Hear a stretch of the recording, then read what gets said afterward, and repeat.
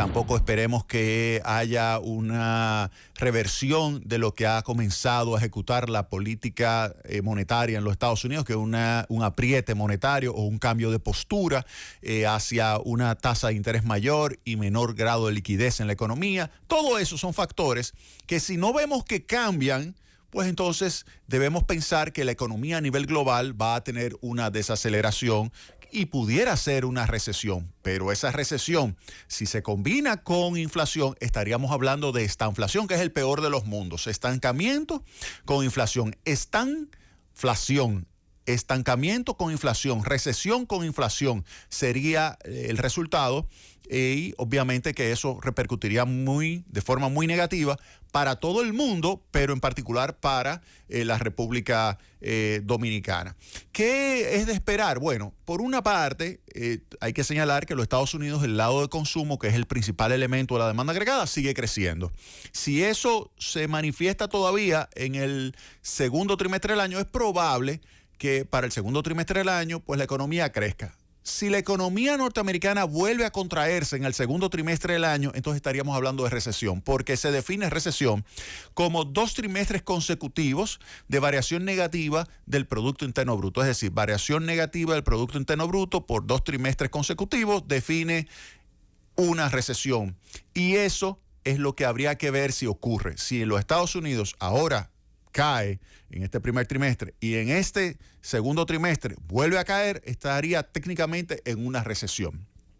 Claro, eso lo tiene que definir y aceptar en base a análisis que hace la Oficina de Análisis Económico del Gobierno de los Estados Unidos, una oficina federal, y también el National Bureau of Economic Research, que es otra entidad que también realiza lo que es la identificación de una etapa recesiva dentro del ciclo económico. Recuerden que esa es la etapa que va desde el punto pico o el punto máximo o el punto de auge hasta el punto más bajo. Esa etapa deslizante o con tendencia decreciente sería definida como una etapa recesiva, porque estaría marcada por 2 o más trimestres consecutivos de caída del Producto Interno Bruto.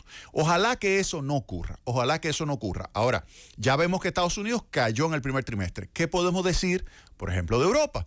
En Europa lo que vemos es que hay una desaceleración. Europa está mejor que Estados Unidos porque no cayó el Producto Interno Bruto, pero se desaceleró a 0.2%. 0.2% es la variación positiva del Producto Interno Bruto en el primer trimestre.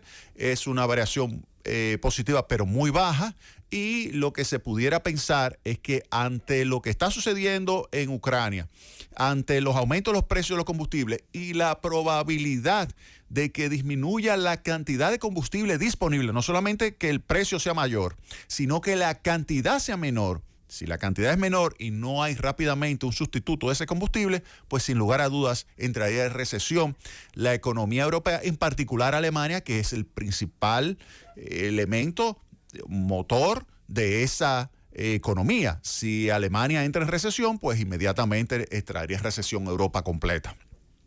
De hecho, se estima que debido a esa gran dependencia que tiene Alemania de Rusia, de los combustibles, específicamente el gas natural, pues una ruptura del flujo de suministro de los combustibles provenientes desde Rusia hacia Alemania pudiera generar inmediatamente una recesión que pudiera llegar hasta 3%. Se ha estimado, con algunos modelos muy sofisticados, se ha estimado que pudiera llegar hasta 3% la caída del Producto Interno Bruto en Alemania si ocurriese una ruptura del flujo de combustibles provenientes desde Rusia hacia Alemania.